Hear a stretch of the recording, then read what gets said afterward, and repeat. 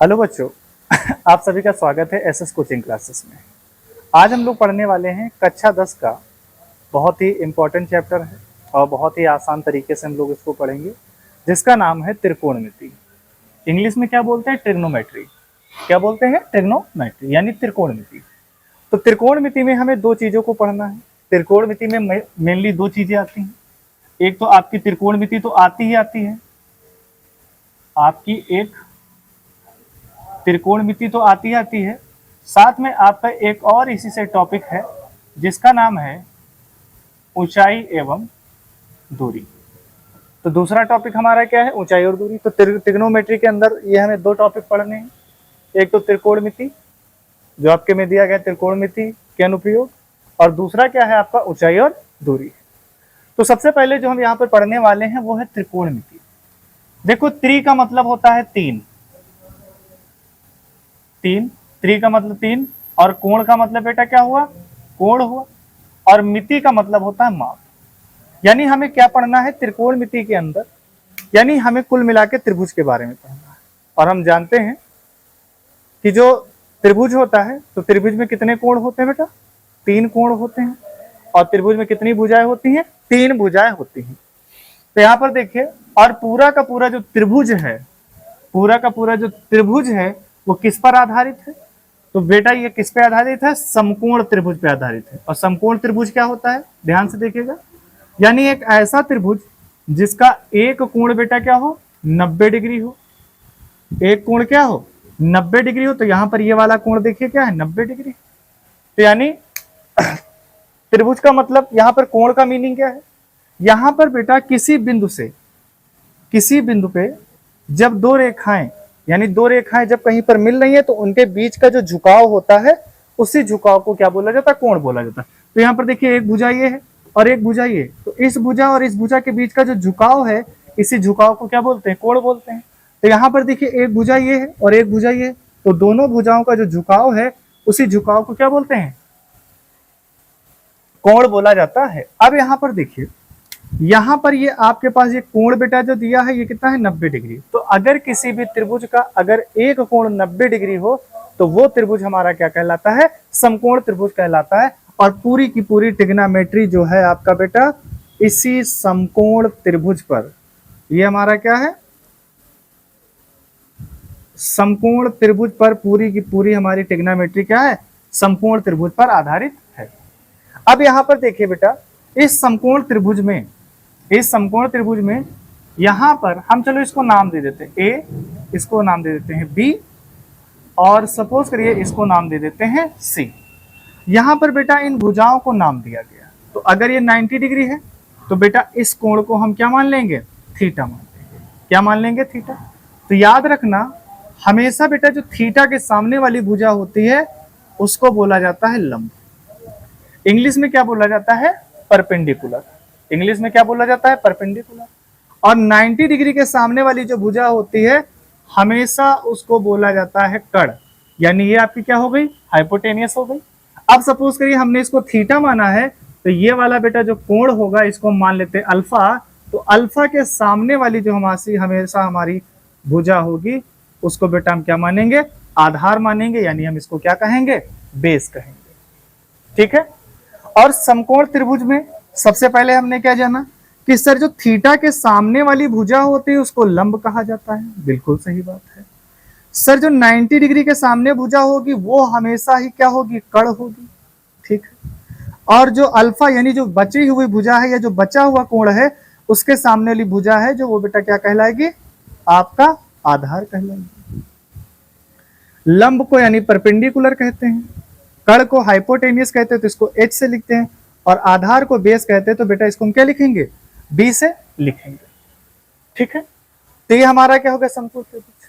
अब यहां पर सबसे इंपॉर्टेंट बात यह है, इसी समकोण त्रिभुज पे आधारित एक हमको प्रमेय दी गई, और जिसका नाम है पाइथागोरस प्रमेय। आप लोगों ने नाम सुना होगा, पाइथागोरस प्रमेय यानी पाइथागोरस थ्योरम। अब ये पाइथागोरस थ्योरम कहती क्या है?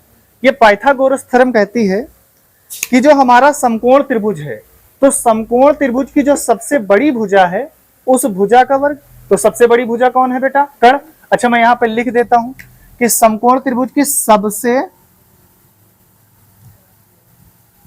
बड़ी भुजा, तो सबसे बड़ी भुजा बेटा क्या होगी? कर्ण होगी। सबसे बड़ी भुजा क्या होगी? कर्ण होगी। अब यहां पर ध्यान से देखिए, सबसे बड़ी भुजा क्या होगी? कर्ण।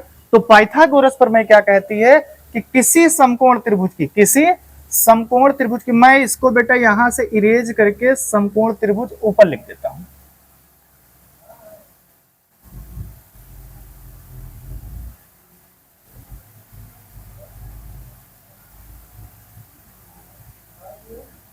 समकोण त्रिभुज, इंग्लिश में बोलते हैं राइट एंगल ट्राइंगल बोलते हैं, ठीक है।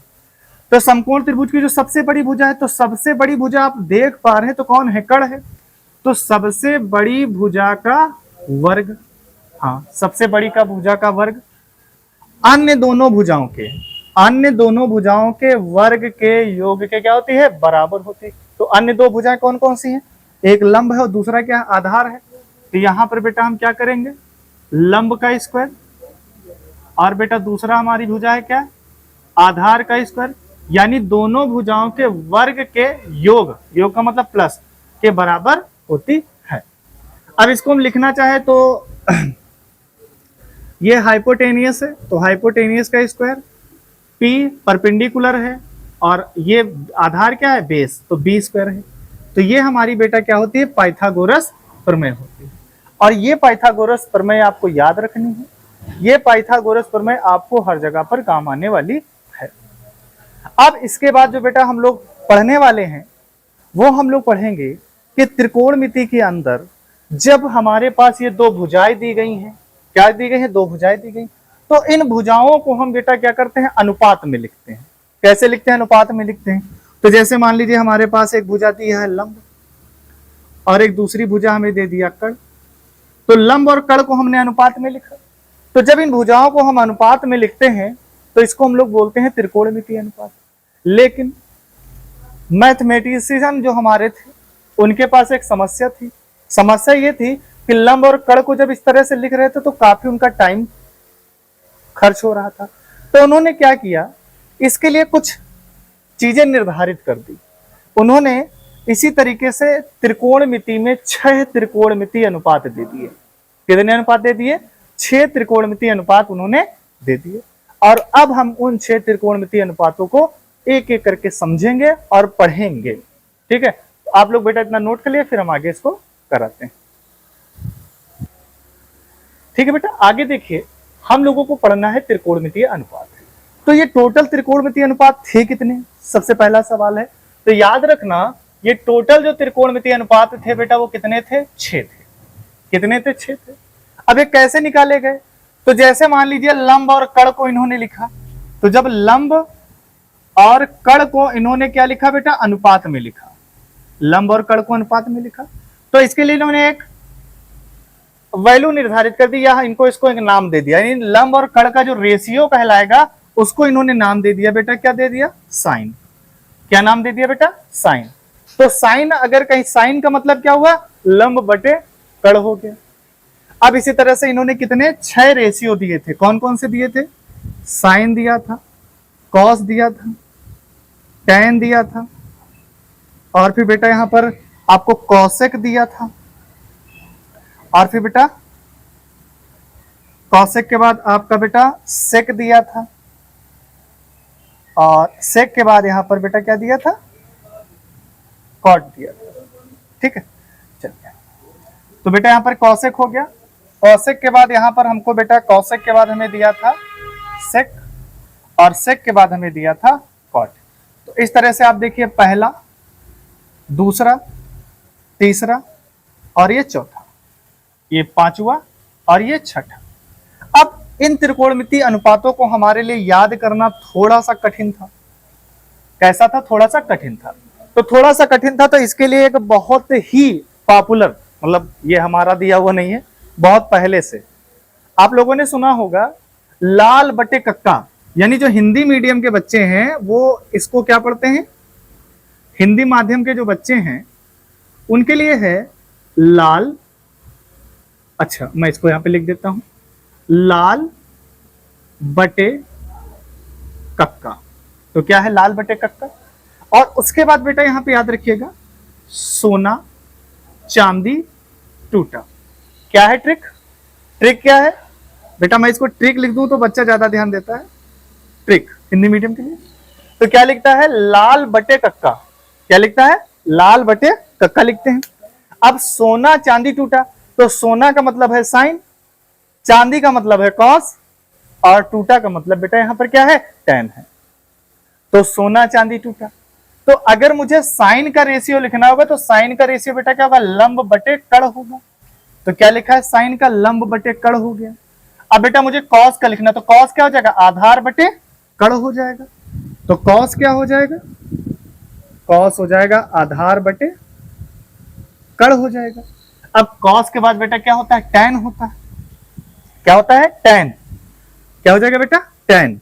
और टैन का हम लिखेंगे बेटा, क्या लिखेंगे, देखिए लंब बटे आधार। तो टैन हमारा हो जाएगा लंब और ये हमारा क्या हो जाएगा, आधार।